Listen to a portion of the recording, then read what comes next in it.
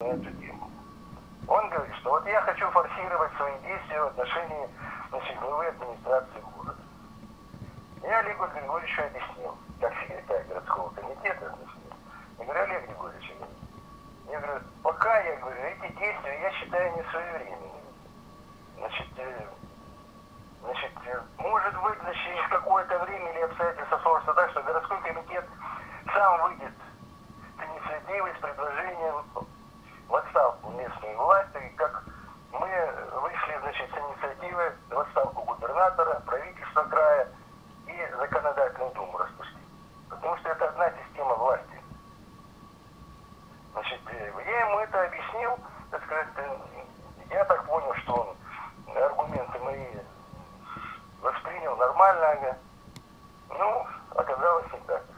Оказалось, что он подал без согласования, без уведомления городского комитета партии, подал заявку на митинг за отставку Климова.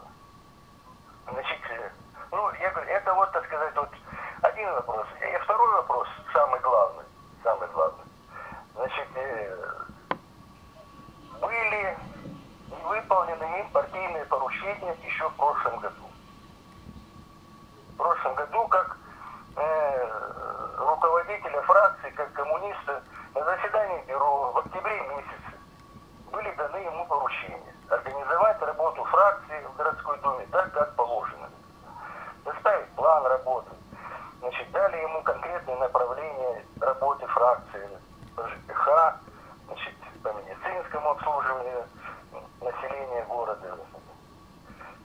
Было определено, что в конце каждого месяца проводить совместное заседание фракции нашей и секретариата городского комитета. Ничего этого не было выполнено. Поэтому мы вынуждены были рассмотреть этот вопрос и на бюро, и на пленуме в прошлом году еще. То есть терпеть уже